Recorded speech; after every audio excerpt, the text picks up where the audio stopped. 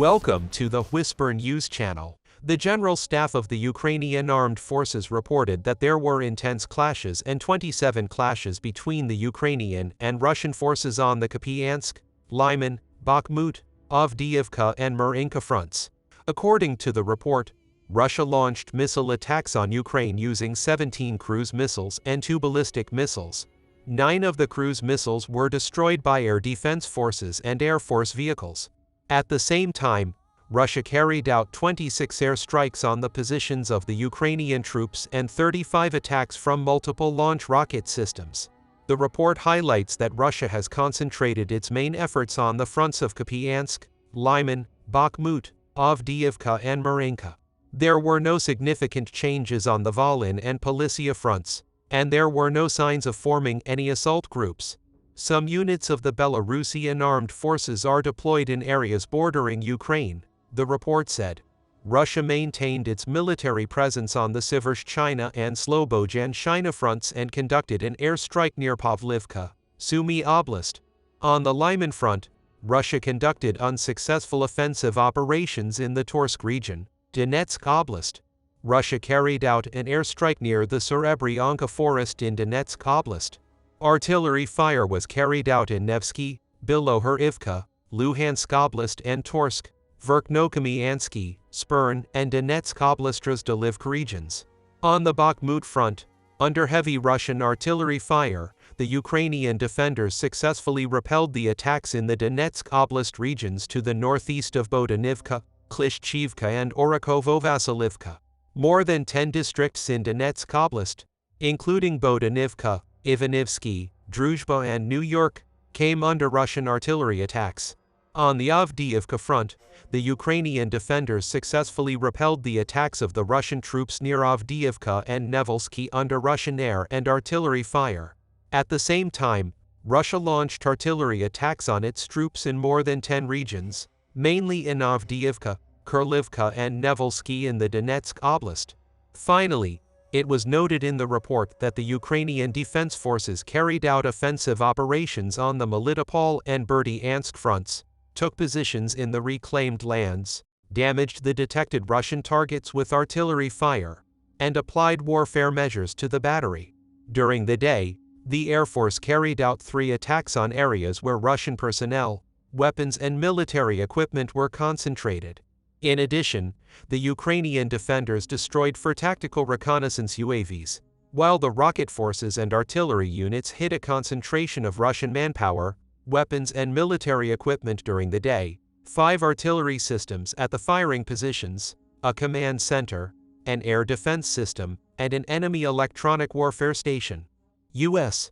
Secretary of State Antony Blinken stated that Ukraine recaptured about half of the territory captured by Russia.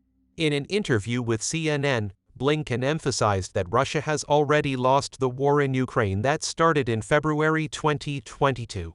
According to Blinken, Russia's aim was to wipe Ukraine off the map and strip it of its independence and sovereignty. But that plan failed long ago. Blinken also noted that Ukraine is now waging a war to retake more of the territory originally seized by Russia. He noted that Ukraine has already reclaimed about 50% of the land and is now fighting hard to reclaim more.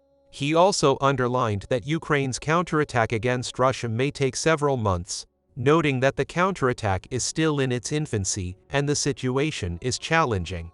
As for military support, Blinken stated that Ukraine will receive F-16 warplanes to strengthen its fight against Russia. He expressed confidence that Ukraine will receive the warplanes and stressed the importance of ensuring that Ukrainian forces are properly trained and able to maintain and effectively operate the aircraft. The article also states that Denmark and the Netherlands played a leading role among Western countries in training Ukrainian pilots on F-16 fighter planes. Overall, this news article provides an update on Ukraine's progress in reclaiming territory captured by Russia. The statement of the U.S. Secretary of State, stating that it has made significant progress in the fight against Russia, reflects a positive development for Ukraine. The mention of the purchase of F-16 warplanes further demonstrates international support for Ukraine's efforts. However, The article also acknowledges the difficult nature of the ongoing conflict and suggests that the counterattack may continue for some time. UK Defense Intelligence suggests that Russian forces are likely trying to create a buffer zone around Luhansk Oblast, particularly on the Slobozhan front. This demonstrates Moscow's strong interest in preserving and potentially securing new ground in the region. According to official reports, the report from the British Defense Intelligence draws attention to the intensification of artillery attacks and small group attacks in the Kharkiv and Luhansk regions, located north of the Russian front line. However, the presence of Russian disinformation complicates a clear understanding of the situation. The report further suggests that Russia may have made only marginal gains, but that its renewed activities in the north underline its importance to the Kremlin.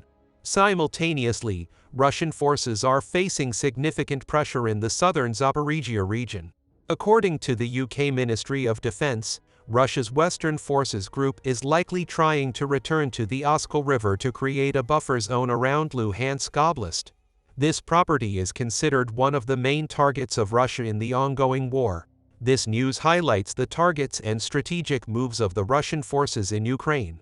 Russia aims to secure territorial gains and maintain control in the region by concentrating its efforts on the Slobozhan front and trying to create a buffer zone around Luhansk Oblast. The intensification of attacks and the presence of disinformation add complexity to the situation, making it difficult to fully understand the extent of Russian actions. According to the news of the General Staff of the Ukrainian Armed Forces, Russian soldiers participating in the fighting in the Prashat-Ravniv region of Luhansk Oblast state that they want to leave their troops and flee to Russia. Adverse factors affecting their morale include significant manpower losses during combat operations, delay in ammunition supply, and uncertainty surrounding the timing of personnel resupply for units suffering combat losses. The General Staff emphasizes that the morale of the Russian soldiers in the Motorized Rifle Regiment of the Russian forces near Prashat-Ravniv is low and their psychological condition is bad. As a result, there has been an increase in the number of people who took refuge in the Russian Federation by removing their soldiers from areas of active conflict. This information provides insight into the psychological impact of the conflict on Russian forces in Luhansk Oblast. The report argues that the combination of significant combat losses, delays in ammunition supplies, and uncertainty about reinforcements has demoralized Russian soldiers. It shows that these factors contributed to the increased desire among Russian troops to leave their positions and seek asylum in Russia. This development may have implications for the overall dynamic of the conflict. Falling morale and the potential decline in the fighting capacity of Russian forces could potentially favor Ukrainian forces in their efforts to defend and retake territory in Luhansk Oblast. In addition, the increase in the number of soldiers wishing to leave their units indicates a potential weakening of cohesion and unity within the Russian ranks, thus potentially affecting the overall effectiveness of Russia's military operations. Receiving information from the General Staff of the Armed Forces of Ukraine adds a degree of credibility to the report. However, as with any information from the battlefield, it is important to evaluate multiple sources and developments to gain a comprehensive understanding of the ongoing situation. Overall, this report highlights the difficulties faced by Russian forces in Luhansk Oblast, pointing to possible pressure on their morale and the desire of some soldiers to leave their positions. The consequences of this development and its impact on the wider conflict require further monitoring and analysis. We will continue to report the events in the coming hours to you quickly and accurately. We continue to inform you objectively about the events. You can like the videos to support us. You can also subscribe to the channel to make it easier to follow new videos. I wish you all happy days. See you later.